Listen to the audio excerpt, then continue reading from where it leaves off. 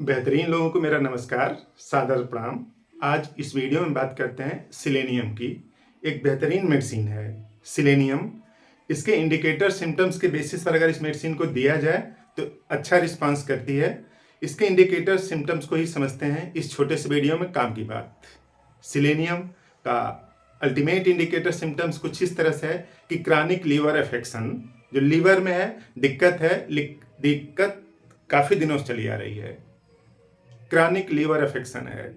और chronic liver affection है तो समझिए कि बॉडी की पूरी मैकेनिज्म किसी न किसी तरीके से इन्फ्लुएंस जरूर होगी।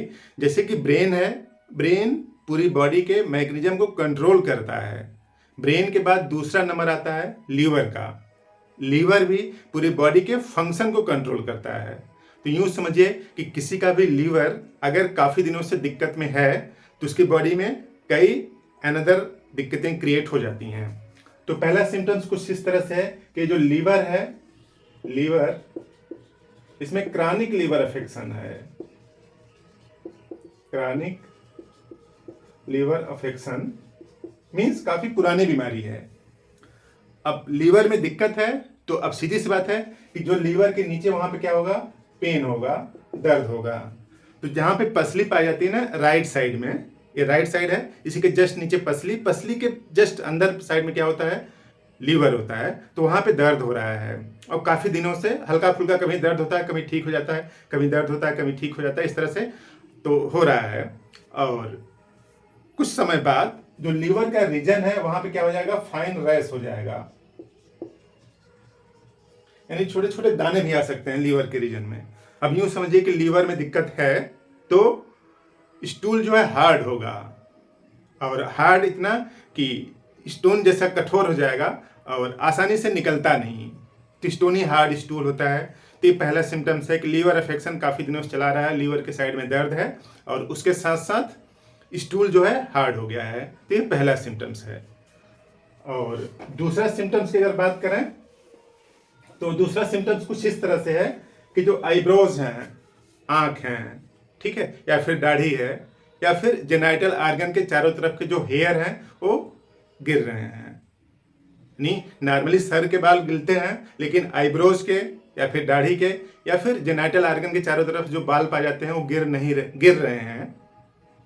ठीक है, गिरना नहीं चाहिए बेसिकली, लेकिन गिर रहे हैं। और कभी कभी स्पॉट में गिर सकते हैं, छोटे छोटे स्पॉट में, या फिर कभी कभी जनरलाइज्ड यानी पूरा बाल गिर सकता है। तो आईब्रोज के बाल गिरें, या फिर दाढ़ी के जो बियर्ड है इसके, या फिर जो जेनाइटल आर्गन है उसके बाल गिरते हैं, तो ये भी सिलेनियम का दूसरा इंडिकेटर सिम्टम्स है।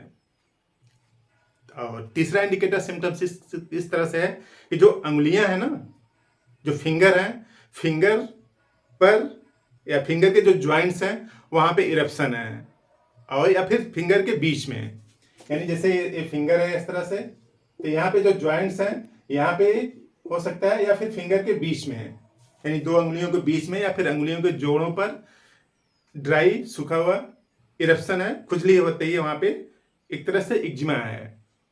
तो फिंगर के ज्वाइंट्स का एक्जिमा या फिंगर के बीच का एक्जिमा सिलेनियम का तीसरा इंडिकेटर सिम्टम्स है।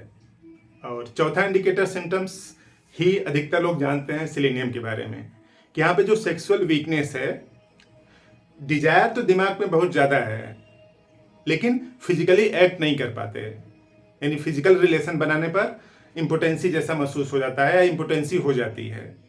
और उसके साथ साथ दिक्कत क्या है कि जो सीमेन है या प्रोस्टेटिक फ्लूइड्स अपने आप सोते समय निकल जाता है। रात को सोते समय सीमेन यानी बेर या फिर प्रोस्टेटिक फ्लूइड्स अपने आप निकल जाता है, और ये काफ़ी टाइम से चला रहा है। और काफ़ी टाइम से चला रहा है तो इस वजह से है क्या कि जो सीमेन है वो ऑर्डरलेस है। सीमेन पतला है, पानी जैसा है, और उसमें कोई ऑर्डर नहीं है, कोई स्मेल नहीं है, कोई बदबू नहीं है।